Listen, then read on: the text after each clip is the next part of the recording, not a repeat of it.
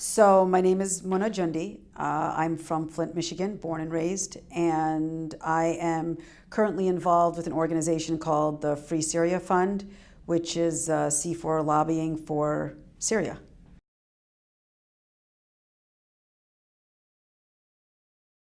To be honest with you, what we had done over the course of 6 years is we began with advocacy in a 501c3 sense about 6 years ago.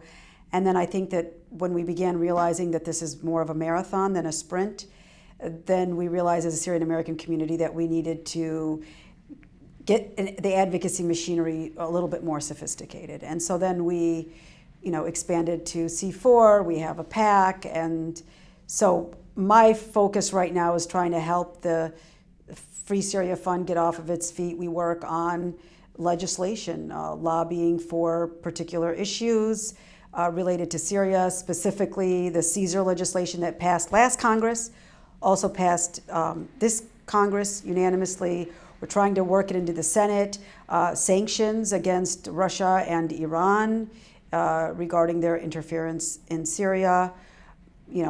That's kind of our focus right now. Could you tell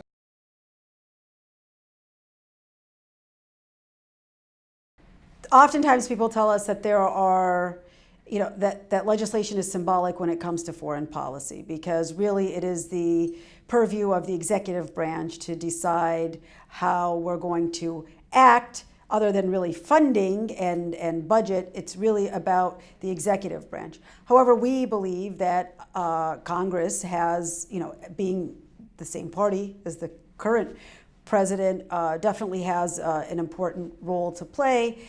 And so it's more than just symbolic. It's about informing and educating not just members of Congress, but helping those members of Congress to then relay our message to the executive branch. And so the Caesar legislation, really is an accountability. It calls for sanctions and accountability for Assad's war crimes, as well as a feasibility study for a no-fly zone. I mean, those are the three main elements of the Caesar legislation. And it passed unanimously.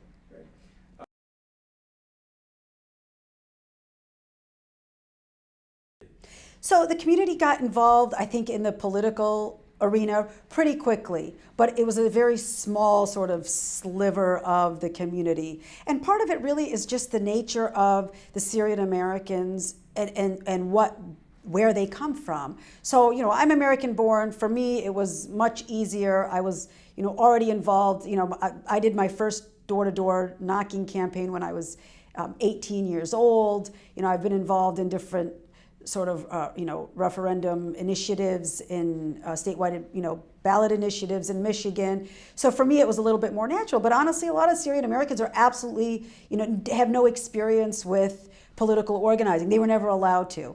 And so it's taken a little bit of time, I think, for the community to get involved. Some people were already politically engaged, but really as a community as a whole, I think that it's taken 2 or 3 years. And really the biggest way that this happened was, I think, the ultimate recognition that, the decision on how to help in Syria is going to be made here in the U.S. And there is no other Syrian diaspora community that is going to be able to do this work. Everybody else can work on the humanitarian, and it doesn't mean that Syrian Americans can't as well, but we have the primary responsibility to try to work in the advocacy arena.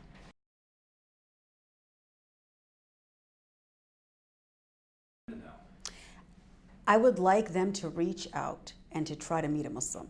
And I know that sounds so cliche, but I feel like it's just the way that we're the political correctness, the way that it's set up is that even at work and even in our neighborhoods, we actually don't get a chance to have meaningful interaction with our colleagues and with our neighbors in a way that they actually really get to know us unless, we get together on a social level. So I feel like to me, the first step is breaching the barrier of the unknown. So meet a Muslim. If that means getting out of your comfort zone, contacting, the local community.